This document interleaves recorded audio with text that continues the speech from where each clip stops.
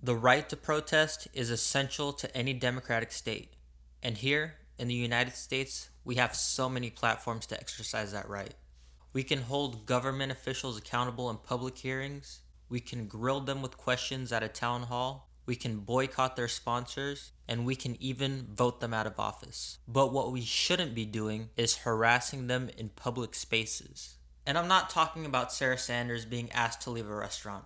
Fuck that noise. I'm talking about how Secretary of Homeland Security Kirstjen Nielsen was protested at a Mexican restaurant. How can you enjoy a Mexican dinner as you're deporting and imprisoning tens of thousands of people who come here seeking asylum in the United States? Then, later at her house.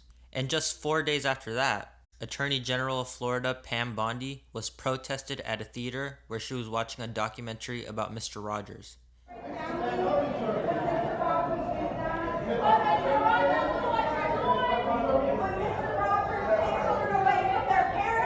And just 1 day after that, activists gathered outside Stephen Miller's apartment building in Washington, D.C. to protest his large involvement in the family separation policy. Not in our name! Not in our name! He wasn't even home at the time.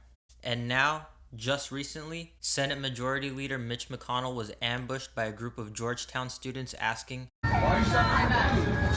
Mitch McConnell's wife actually confronts the protesters. Why did you leave my husband alone? Why are you separating families? Why did you leave my husband alone? I'm not trying to disrespect you, but why is he separating families? He's not. I'm not trying to disrespect you. I'm not trying to disrespect you. He's separating families. He's separating families.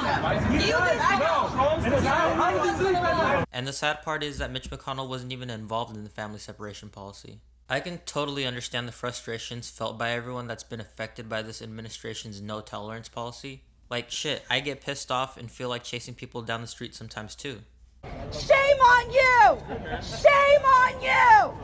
Shame on you! But publicly shaming people and disrupting them in places where they have a reasonable expectation to be left alone isn't going to solve anything. Though it may seem like a cool idea on social media to gather a group of people and protest someone wherever they may be, it's actually pretty lazy. Like, I could walk down to the lawn of the White House and tell the president he doesn't give a shit about separating families.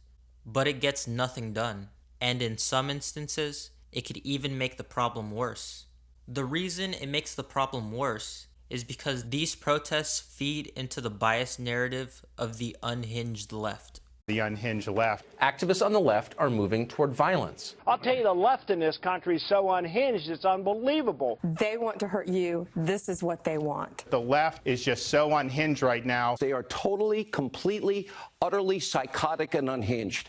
These protests give ammunition to media talking points, and it gives moderates and centrists another reason to distance themselves from the party that's causing the commotion. During a rally in Los Angeles, California Congressperson Maxine Waters made comments where she encouraged these protests to continue.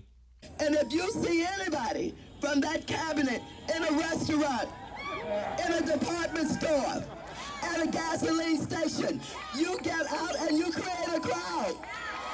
And you push back on them.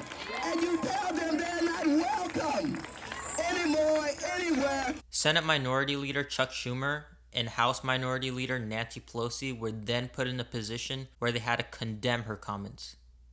I strongly disagree with those who advocate harassing folks if they don't agree with you.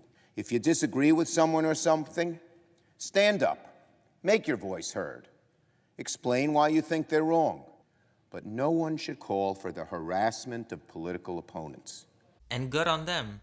But when Jeb Hensarling, a representative from Texas, also spoke out about the recent protests, I would call upon them to respect diversity of opinion. Waters gave a very passionate response. And as to the chairman's comments about civility and about what he would do if he owned a restaurant, let me just say that I think every reasonable person have concluded that the President of the United States of America has advocated violence, he has been divisive, and he has been the one that has caused what we see happening today. And she continues to stand by her argument, but she also says that she never encouraged violence.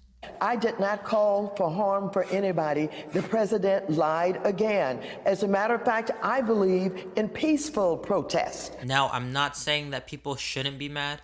I'm not even saying that people shouldn't protest. But we should respect the safe spaces of everyone. And we need to think about the unintended consequences of these protests. Don't give your enemies another reason to hate you. And the ability to work with the other side is going to have to require a return to civility. What Maxine Waters is saying, I get that there's outrage from the people who like what she's saying, and there's outrage from people who don't like what she's saying. But there is a reason that she said what she said. The why matters here because of what's being said on the other side, right? There's so much hostility. Look at what you just said, my friend. You said she should be in jail. You've said Obama and Hillary Clinton should be in jail. You've said a lot of provocative things that don't make anything better. How is that a good solution?